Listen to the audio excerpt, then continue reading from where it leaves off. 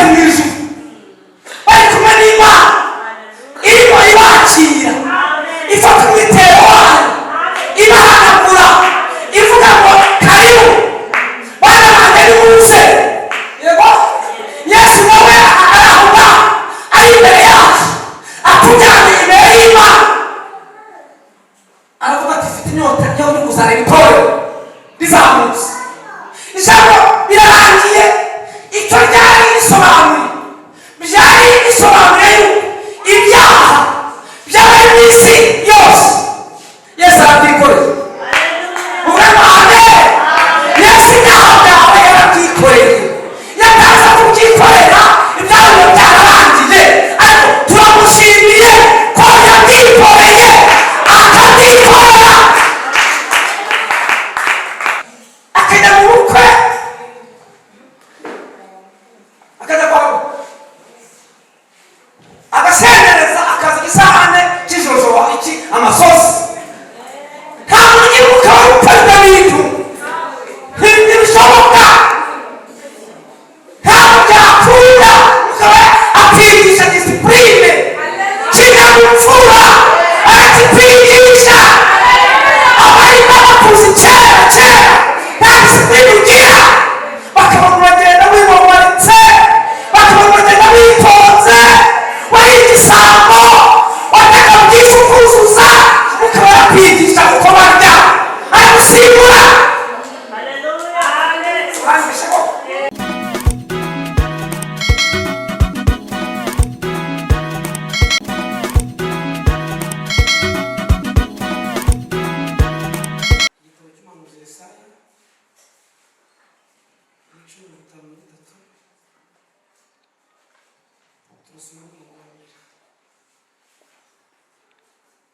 Aravuze ngo undi wizeye ibyo twumvise kandi kuko Uwiteka kwahishuriwe nde kuko yakuye imbere y'injegere n'igishyitsi cy'umuriro mu butaka bwumye yari afite ishusho nziza cyangwa igikundiro kandi uko twamubonaga ntiyari afite ubwiza bwatuma tumwifuza yarasuzukurwaga akaba n'abantu yari afite umunyamubabaro wamenyereye intimba asuzugurwa nk'umuntu abandi biri mu maso natwe ntitumwubahe.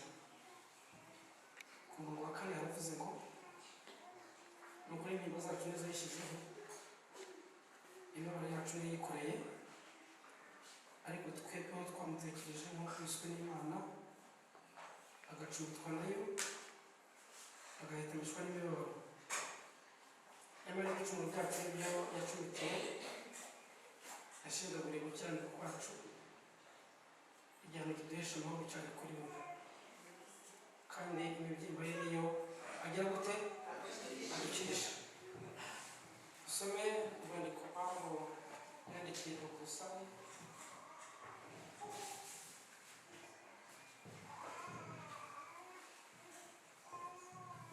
kuri paji 202 isezerano rishya.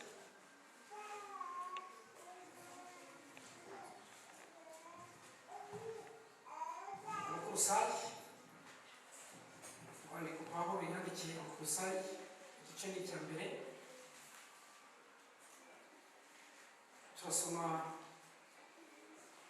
umurongo wa 21 igice ni icya mbere turasoma umurongo wa 21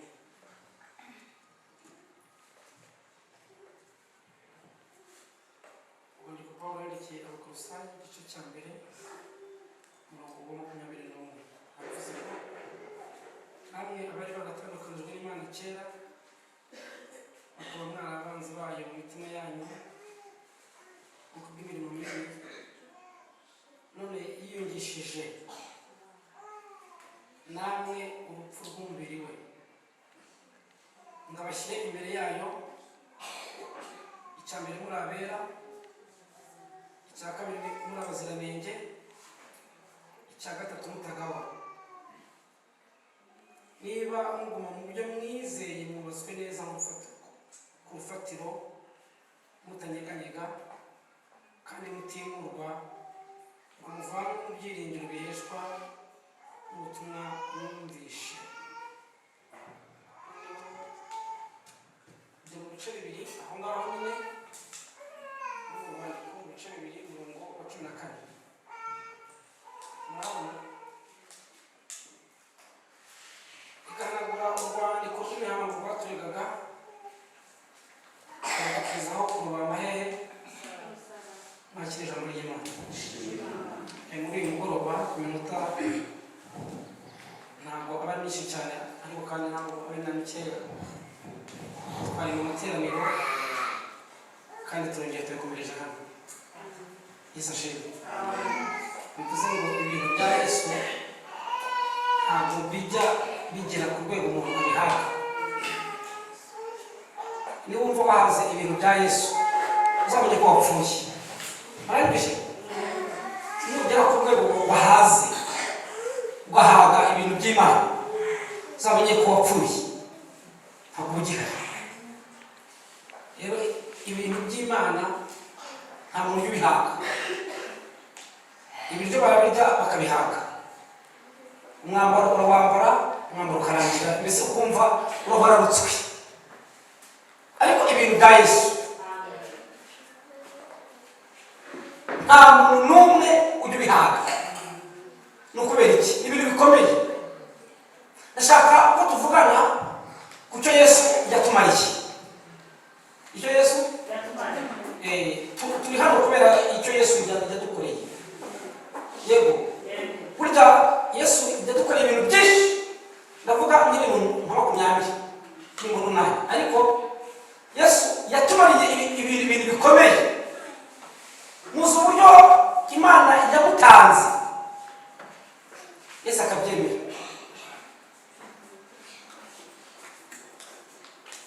Yaza kwambasa ariko ntiyigeze yanga. Amen. Nuko yaza kwanga isi yose bararangiye, ariko kubera ko Yesu yemeye itorero rirahari.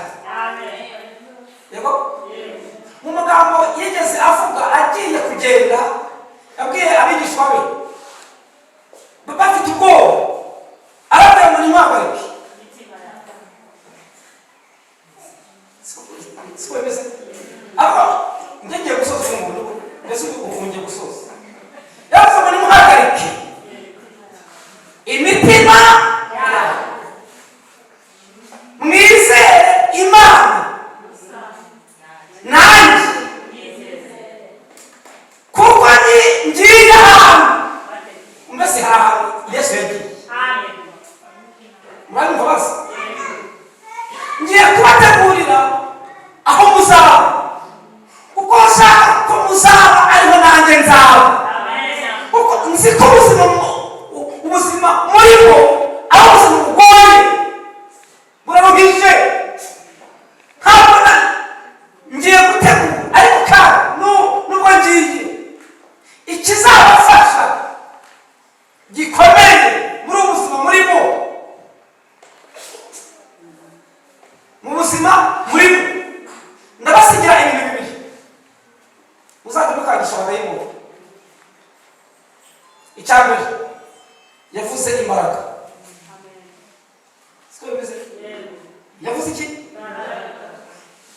Mbese iyo mubashije kumwizera aguha ikintu bita imbaraga. Urumva Yesu ikintu yadukoreye gikomeye. Ntabwo izi mbaraga abajya guhaha za Dubai ntabwo bazigurayo. Nta soko na rimwe ryo ku isi waguramo zino mbaraga. Izi mbaraga zavuye kuri Kristo, aziha abantu bamize ngo bazifate, ariko zizabafasha guhangana n'abadayimoni n'isi. Abantu batazifite baragowe, ibigeragezo biraza bakiruka,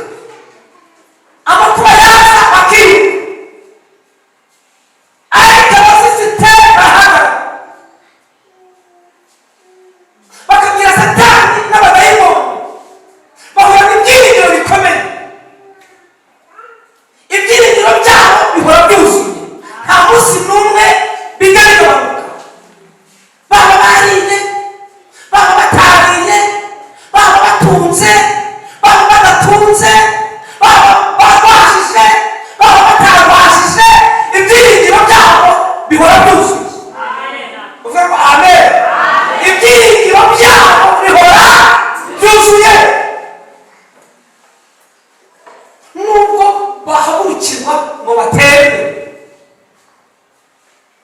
babwira Satani bakamubwira ati witonde, hari ibyo dufite wowe utagira,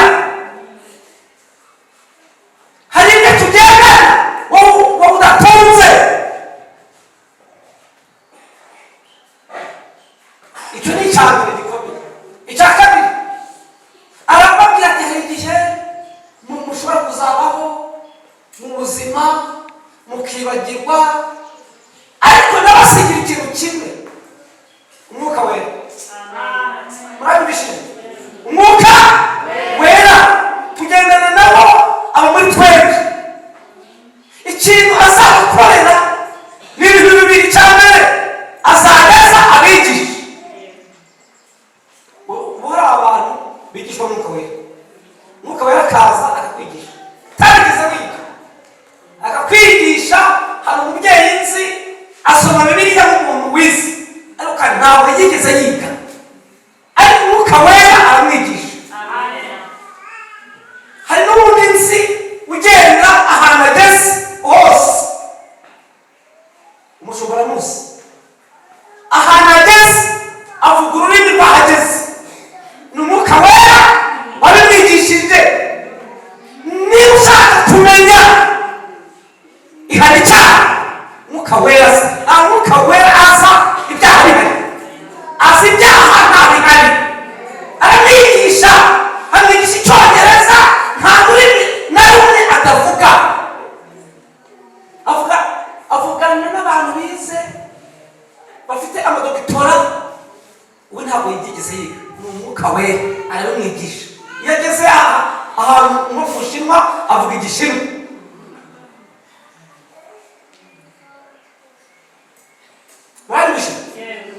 Murabibishije kandi uko umusanze uyu munsi n'ejo uko umusanze, kubera ko yirinze iki icyaha.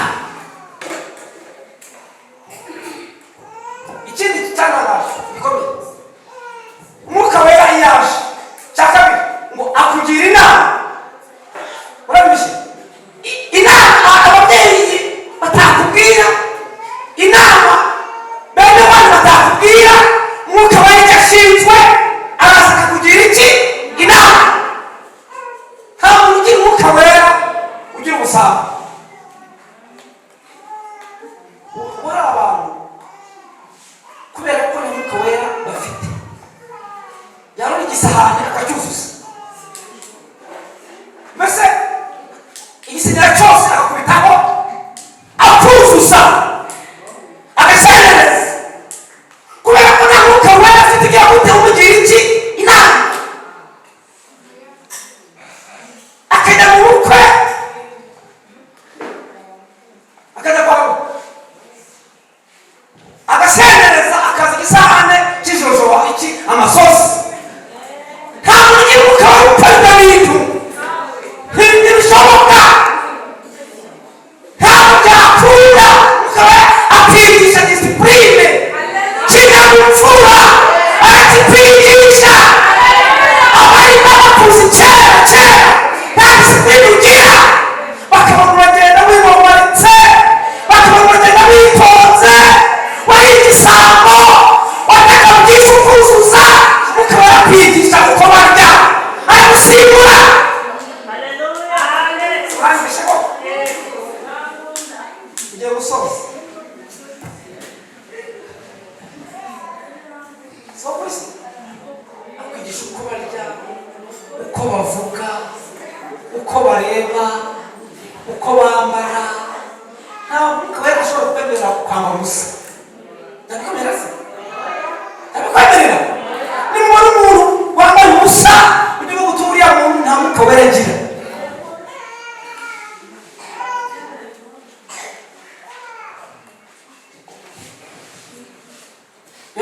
Dusoza rero icyabaye,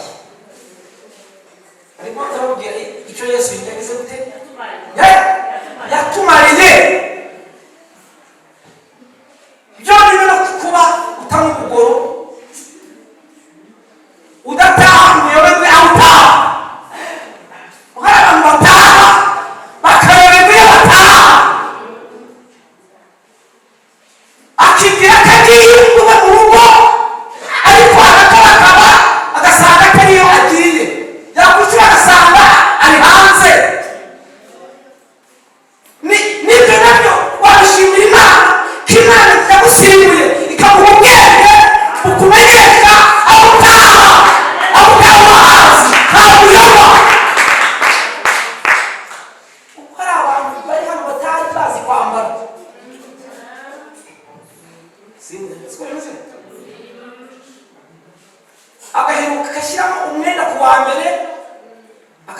cyumweru akiwamo uhari abantu batari bazi gukaraba agahera ku wa mbere gukaraba mu maso agategera ariko abanyashobora kukwemerera akwigisha nuko bakaraba akwigisha abwira ati ku wa mbere mu gitondo ujya muri dushe wataha n'umugoroba ukajya gusubira ariko ukaba yakwemerera akwigisha isuku burya muzabona abantu bagira umwanda muzabona umwanda wera bafite twagize amahirwe dufite umwuka wera utugira iki inama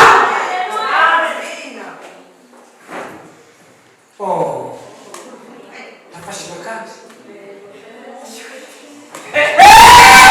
atwigisha mbese akwigisha ko bazimuka hari abantu kera bazereraga akigwa azerera atazi uko bajyamo saa sita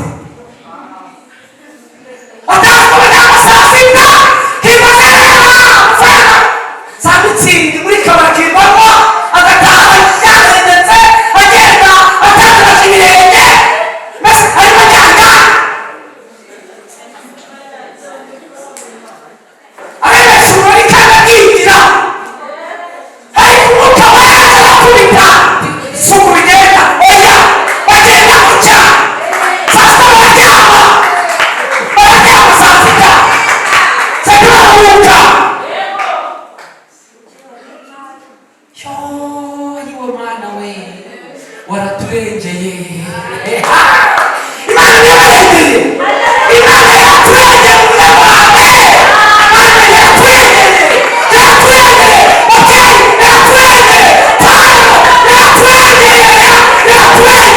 yaturengeye imana ariko umwuka wera aje arakubwira atoya habaho igihe cyo kuruhuka ukajya mu cyumba ukikingirana ukavuga uti hano ntimusakurize ngiye kuruhuka bakamenya ko ndanagize gute yagiye ariko umwuka wera adahari ibyagati abana nta n'ibyo bazi papa yatashye mbese iyo niyo mvugo abana bakoresha papa yatashye papa yatahutse ariko umwuka wera yamajije kukugeraho abana baravuga bati mama dadi aratashye dadi agize gute abana bakirukanka bati dadi karibu dadi karibu bavuga karibu abagore rero nabo bandanje umwuka wera atarabazaho babwiraga abagabo babo bati nimuze murye nimuze murye ngo vayugera bona ngo vayuge ariko umwuka wera akwigishwa bavuga arakwigisha akwigishwa bavuga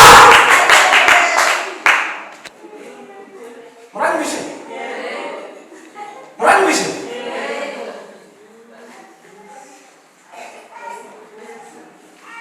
kandi wiruke si uko bavuga umwuka wera aje arakwigisha akubwira ati papa cyusa karibu ku meza karibu nimuze dufungure ntabwo abagabo barya bafungura bagira bate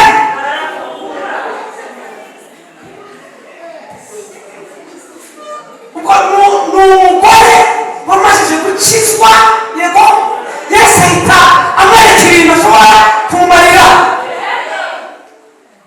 uyu mugore atarakizwa yabwira umugabo nawe ariko amajije gukizwa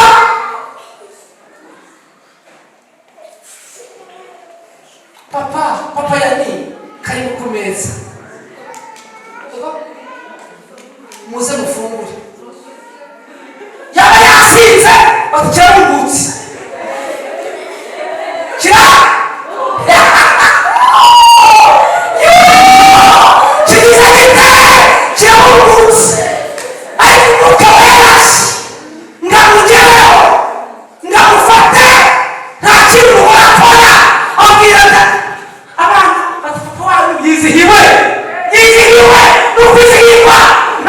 arahiga arihirwa ni umwuka wera akora nta kindi kintu cyabikora atari ukabuboneza gute bikoze komera Imana amashyi ntacyo bitwaye umwuka wera iyo hari bantu bagira imvugo nziza bantu baroroha nicyo kintu gikomeye umwuka wera yatumariye ibintu Yesu yatumariye ni byinshi ni bingana ni byinshi icya gatatu yatumariye gikomeye yaradufasha twebwe abari bapfuye tuzize iki ibyaha n'ibicumuro byacu muribuka Yesu ari ku musaraba yavuze amagambo arindwi ibya mbere yaravuze ngo birarangiye bigeza gute bageraga arapfuye ariko ntabwo yari apfuye Yesu ni umuntu yarangije gupfa ariko Yesu ni Imana ni muzima haleluya yego ijambo rya kabiri yaravuze ngo ufite inyota bagira ngo akeneye icyo kunywa ariko si cyo yari akeneye bazana ngo sipongo bari gusomesha Bibiliya ivuga ngo umutima ugira gute uraca ntabwo aribyo yari akeneye ijambo avuze ngo mfite inyota icyo bisobanura Yesu ngo yari afite inyota ikomeye ari ku musaraba inyota ikomeye yari afite inyota ikomeye yo kureba abantu yitangiye uko bameze yego mbese arimo kubareba bavuye mu isi bageze mu ijuru bari kumwe n'Imana irimo ibakira ifata umwitero wayo ibahanagura ivuga ngo karibu bana banjye nimuze yego Yesu nawe arahuga ari imbere yacu atujyanye imbere y'Imana aravuga ati mfite inyota yo kuzareba itorero rizamutse ijambo birarangiye icyo ryari risobanuye byari bisobanuye yuko ibyaha byari mu isi yose Yesu arabyikoreye uramane Yesu ibyaha byawe yarabyikoreye yataza kubyikorera ibyaha byararangiye ariko turamushimiye ko yabyikoreye akabyikorera yego icyantangaje gikomeye cya gatatu nababwiye Yesu yadukoreye twebwe yaradufashe aduha ubushobozi aduha iki ubushobozi bwo kuba abana b'iki b'Imana twibutse yuko izina ufite mu gisekuru cy'iwabo abadayimoni baranize ariko ukimara kumwizera Yesu yahise amuha iki ubushobozi bwo kuba umwana w'iki w'Imana haleluya yego uwasanga nyumba kumi wawe utaricarana nawe nyumba kumi ariko bijya bigutera confidence wumva kuba umwana w'Imana byonyine hari ikintu kitamuhanga ibintu bikorerwa umwana w'Umwana ni byinshi cyane ararindwa hari indabo y'umwana w'Umwana asohotse hari indabo zimusohokaho avuga ati umwana wanjye agihana mu mugende natwe ariko bigenda iyo tubwiye hari indabo zitugendaho zikatugendaho twajya mu isoko zikatugendaho twajya mu kazi zikatugendaho mbese ingabo zitugose ku manywa na nijoro ziba zihari ziba zishinzwe kuturebera zirakurebera zikakurebera wakata zikagukataho mbese turi abana b'iki b'Imana haleluya b'Imana isumba byose yego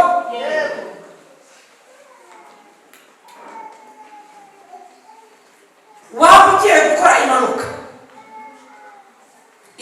zishinzwe kukurinda yego zitanga raporo bati abadayimoni batabuye ibico mu ijuru bakohereza ingabo z'ubutabazi ziba zihari. Mbese twebwe aho dukandagiye abamarayika baba bahavuye guca, ingabo ziturinda ziba zahavuye. icyo Yesu yagize gute yatumariye kirakomeye. turabana n'iki n'Imana. soza umucyabaye gikomeye. Yesu ashimwe. Amen. Yesu ashimwe. Amen. Yesu ashimwe. Amen. Gerageza ngo umwana wanjye mubwira ngo umwana wanjye umwana wanjye umwana wanjye iyo umwana w'Imana ntabwo ukora ugikora ibyaha yaravuze ngo ni uwa Satani. uwabiretse ni umwana w'iki w'Imana. ngo turi abana b'Imana kandi koko niko turi. sasa icyaba gikomeye icya kane amajije kuduha igarama ryo kuba abana b'iki b'Imana. yaradufashe aduhindurira iki amazina. turi abaturage b'igihugu kimenya bayitegura kare. murangije aho azatura ntashinzwe kuhamenya, babitegura kare. yego ibintu byose bizamutabaho ntabwo bigira gute kubimenya, hari abashinzwe kubimenya. turashimira Imana, turashimira Imana ko yatugize abana bayo, abana bayo. aradufata akaduhindurira iki amazina. iyo amajije kuguhindurira izina ikintu kiba gikomeye cyangwa aragufata akaguhindurira izina. bakwita izina ababyeyi bakwishe irindi ni yiswe Ingabire Fiona. iri zina abadayimoni bararizi, abadayimoni bararizi. Ingabire Fiona bakwicarira iri zina abadayimoni bararizi. yego yego Yesu ikintu agukorera aramufata. yego agafata Ingabire Fiona. Yesu amukura mu gisekuru cya mbere. yego akamukura mu gisekuru cya kabiri. yego akamukura mu gisekuru cya gatatu. akamukura mu gisekuru cya kane. abadayimoni barahazi. yego ariko kuba nyamwizeye. yego Yesu ahita amukuramo akamukura mu gisekuru cya gatanu, akamukura mu gisekuru cya gatandatu. yego Yesu akamutwara neza neza akamuteka mu gisekuru cya karindwi. Haleluya.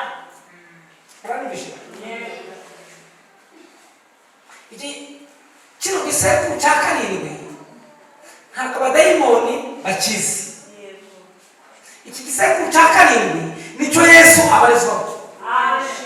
yego noneho rero Yesu yagufashe akujyana mu cya karindwi. yego mu yandi magambo abadayimoni mu cya karindwi ntabwo bahazi. yego nta makuru bafite yaho, amakuru yo mu cya mbere barayafite. Ingabire mwene ntuza wa ntuza bikagera mu cya gatandatu.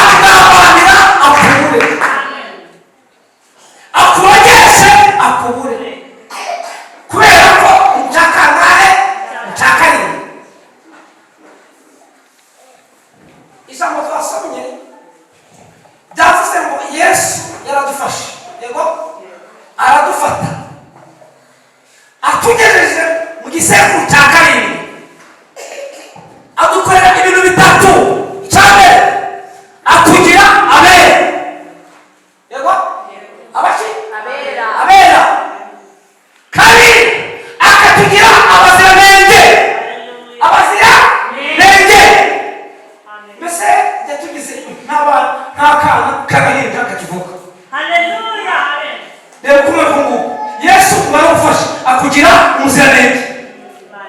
Yego nyuma yo kugufata kugira umuziranenge ahita agufata umuntu wese uzajya ukubona azajya kwita inyangamugayo. Yego kera baranguraga ntucyangura, kera babeshaga ntukibesha, kera basambanaga ntugisambana, kera batekaga imitwe ntukiteka, kera waba umunyamanyanga ntukigira amanyanga, azajya kwita inyangamugayo. Urumva ibintu Yesu yatumanye atari ibintu bikomeye. Yego njyewe rero icyantangaje ni igikomeye. Hari abantu ubu bataramenya ko Yesu yaje, batarabimenya ko Yesu yaje, bakiririya nta makuru bafite. Ariko wowe wagize umugisha ukamenya ko Yesu yaje, nta kintu ushinzwe ni ukwamamaza ubutumwa bwiza, ukabwamamaza abataramumenya bakamumenya. Uvuga ngo amen. Abataramumenya bakamumenya, abataramwumva bakamwumva. Yego urareba Yesu ikintu yadukoreye gikomeye. Buri wese uri hano ngo yari afite urwandiko rumurega. Urukiko ntabwo rwaba rucika, urukiko urwandiko rwakuregaga rwari rukwanditse mu gahanga, urufite urugendana ku manywa na nijoro. Ariko Yesu ngo agufate akugeze mu gisekuru cya karindwi, ngo yaragufashe urwandiko ahita ruca. Nari kuze ngo yararuciye urwandiko, arufata aruvanaho. Nakura we y'abadayimoni baguteze bagutega bazi ko mu gisekuru cya kera ntibamenye amakuru. Yesu yaragufashe akakugeza mu cya kangahe? Mu cya karindwi. Hiyose avuze ati rero bakwita irindi musoni. Akavuga ati musoni nkeneye ko nzamubona ku itariki 5 ku manywa y'ihangu saa 8 yirukanka yasaze. Yego ngwino hano, nawe ngwino, nawe ngwino, nawe ngwino, nawe ngwino, nawe ngwino. Muri barindwi muzi? Muri barindwi? Muri bangahe?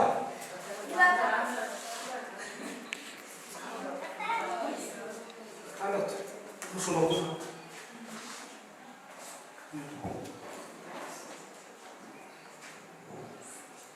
Yego uyu musaza hagarariye Yesu. Murabishe? Uyu musaza hagarariye Yesu. Yego bakwita ikore irisi bayigaya bademu baranizi bayigaya baranizi. Ariko nawe ufite ngaje nuko Yesu ukimara kumwizera gusa ahita agufata akagukura mu gisekuru cya mbere akakurenza icya kabiri, icya gatatu, icya kane ukavayo, icya gatanu ukavayo, icya gatandatu ukavayo, ndani mu cya karindwi. Iki cya karindwi rero bati tuzamubone yikubita hasi ku mama yawe by'ibizenda agiye nko mu isoko, inkuru igiye kukamu cyane. Yego iyo agiye kumubonesha umupfumu aravuga ati ngo rero genda uzane isake n'ibara bazabirya bahebe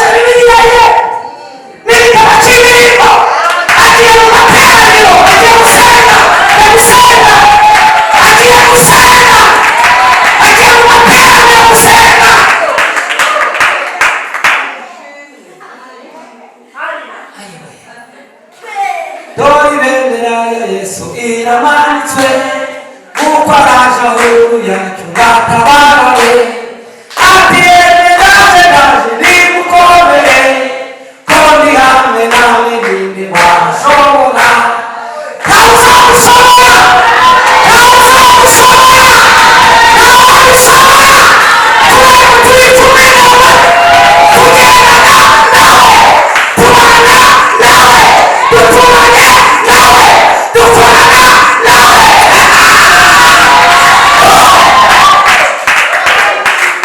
tubana nawe duturanye nawe dukorana nawe twabana nawe dusangira nawe giramuca giramuca giramuca umwana ni yawe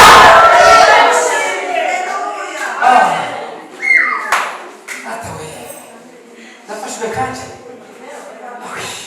vuga nawe vuga nawe vuga ngo i-o-o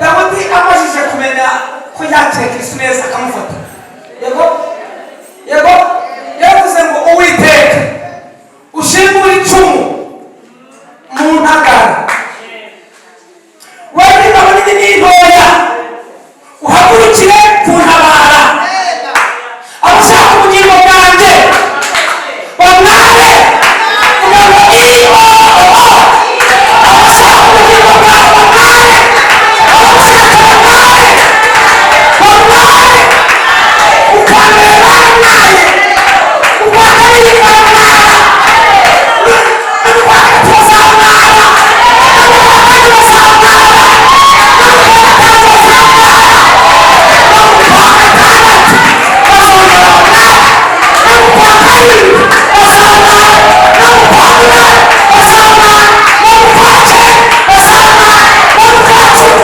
bazamwara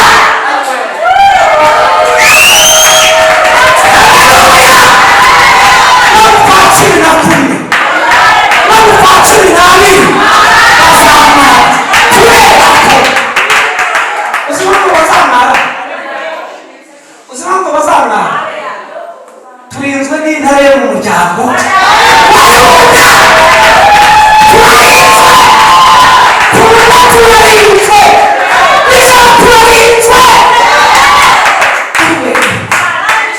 bazahora bamwara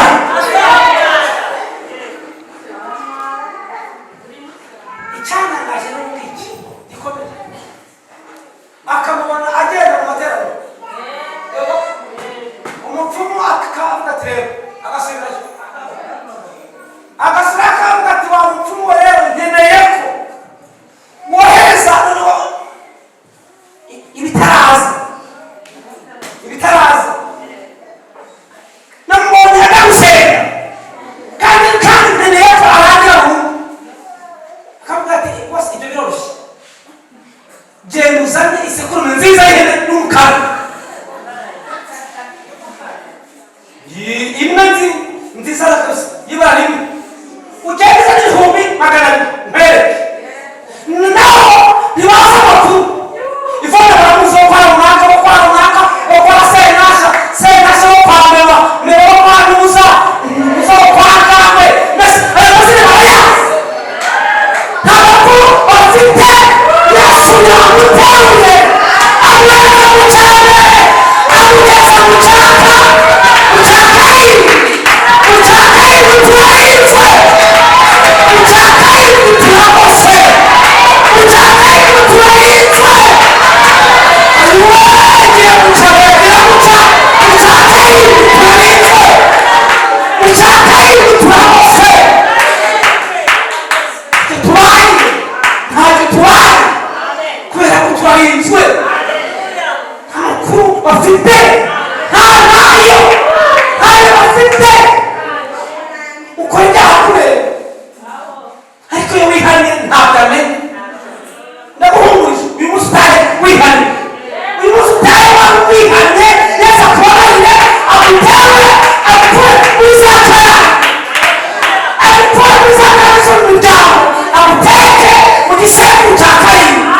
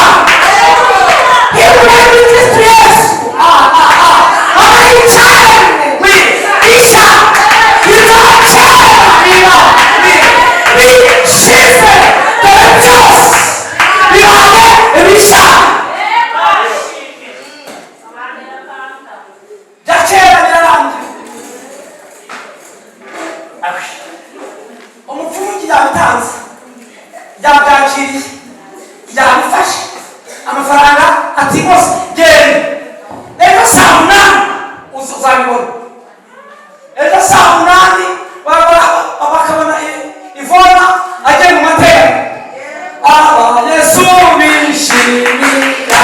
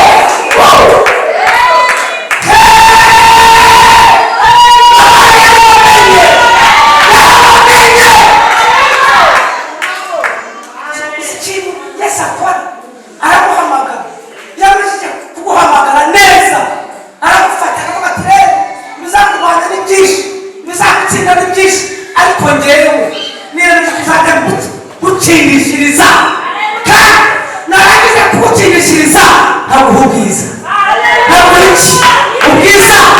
niyo mpamvu Pawulo yavuze n'abashaka ubwiza n'icyubahiro kandi no kudapfa babishakishe ukora ibyiza badacogora.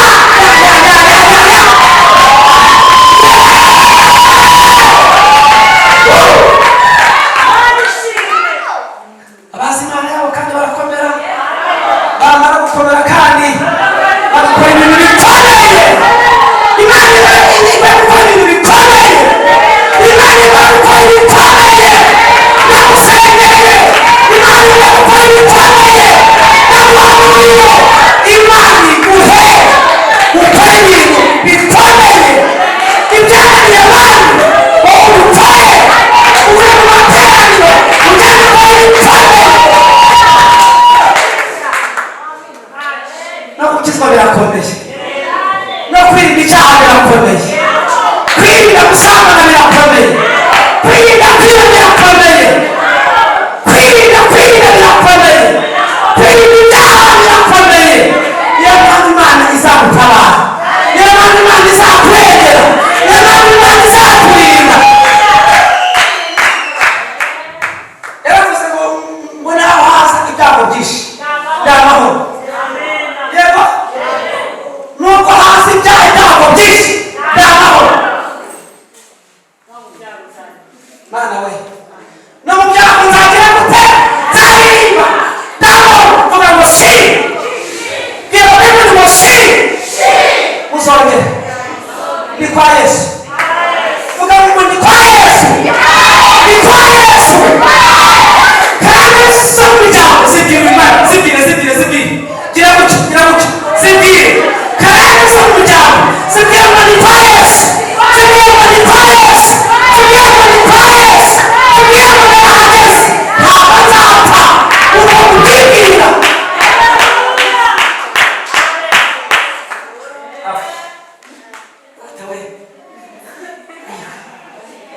bati rero ubwo uzapfa ucengetse, uzapfe ucengetse. hari abantu ubundi karande zibafata ntibamare n'imyaka veni, yagira veni agahita agenda. hari n'abandi agira 30 agahita agenda. karande ikintu cyazanye Yesu ni ukwirukana karande.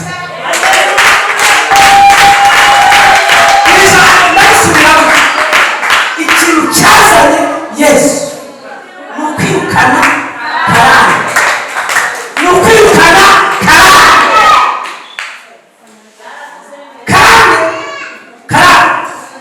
umuntu aguha bitanu kandi wowe urimo usengera 2,000. yego karande igahita igushushubikana ikakujyana ikinini mu isoko. iyo abanza ntugure inyanya za 500, ugura ikimene. yego sha ugura ikimene cyangwa kugira ngo bitanu birashira. yego kandi igahita iguvurukana uramenye.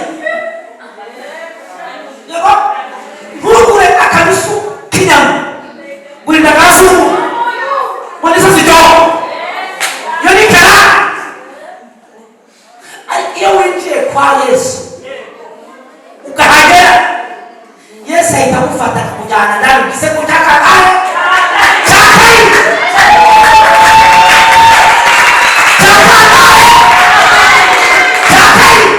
reka babwire amafaranga mutunze atakunze, atagura imodoka, atagura umunaniriva. yego atagura imodoka, atagura igare. urakanyama wirire izo karande zirukane, wicaye iwawe uruti ndakwiye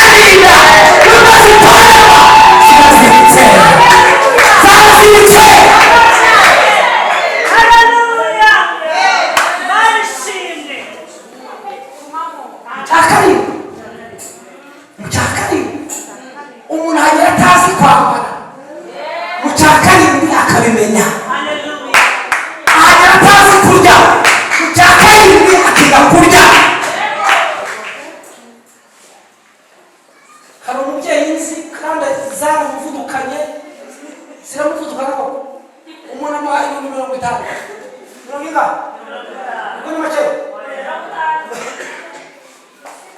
ubwo ni make mirongo itanu ariko karande ziramubwira ziti atasiba witega moto amafaranga adashira witega igare kandi nabwo genda n'amaguru agenda n'amaguru afite ibintu bingahe karande zikubwira ko ugomba guhora mbese uri umukene karande mbese ugahora uri umukene ntiwabura inkweto nziza umusabiriza mu cya karindwi iyo uhageze Yesu agukiza ubukene agukiza ubutindi n'umuhanya mu cya karindwi Yesu agukiza ubutindi agukiza ubuhanya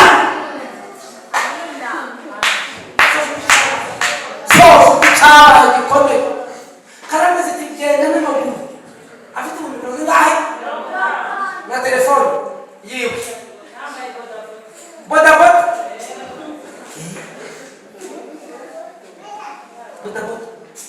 reka mubwire mujye mwirukana abadayimoni nubona akantu ugura agakweto sikiri ku cyumweru ukambare neza ujye mu materaniro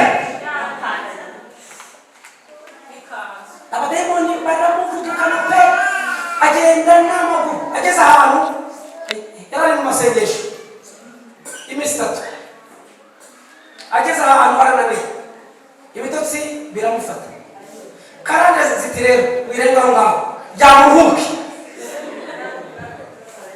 araryama arahuka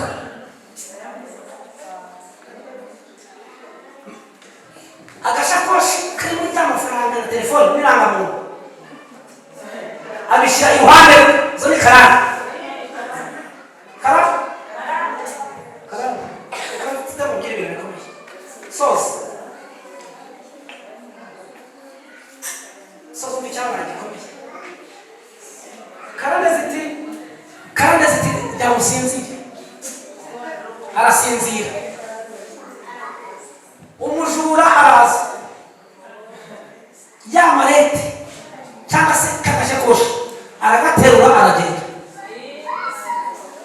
umukecuru akangutse asanga kagiye izo ni karande yasanze ku rusengero arimo kurira avuga ati ndapfuye we uragize gute ati banki ni karande zirakweretse kandi nta mikino zigira ariko amahirwe twebwe dufite twazicitse twageze aho baciye karande mu gisambu cya karindwi twaciye karande zabuze kuryoha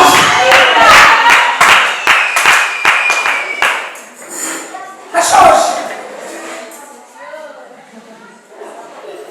umupfumu abona ibintu birenze birindwi ariko reka vuga bitatu dusenga icyambere abona isoko y'amaraso isoko y'iki y'amaraso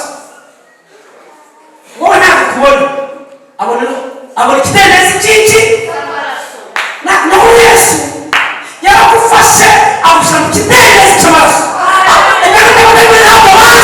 ntabwo bazi yaragufashe agushyira mu kidendezi cy'amaraso ndanezerewe kandi gira mucya dushimiriye yaragufashe igushyira mu kidendezi cy'amaraso wowe ntakubona ikindi cya kabiri abona ikintu gikomeye abona umusaraba Amena. wa wundi bafata bagiye gushyingura umuntu akababwira ati uwo muntu yarapfuye ntawe mbona yarapfuye ntawe uhari muyagaga twapfanye twebwe kandi na Kristo tuzukana nawe tuzabanaho nawe twapfuye kugera kwa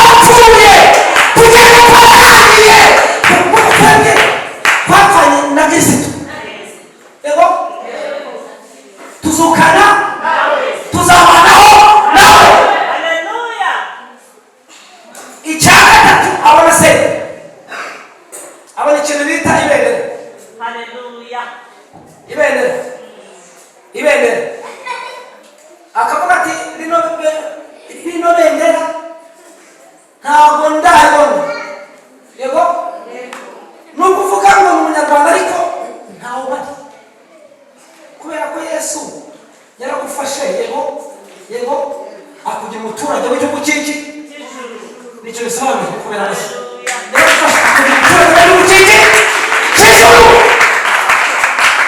niyo mpamvu yavuze ngo ibendera ya Yesu iramanitswe ngo uwaraje ahura atyo ndatabare ahe.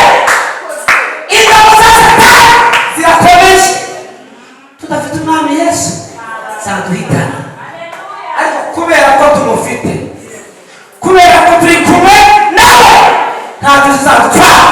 tugiye gusenga.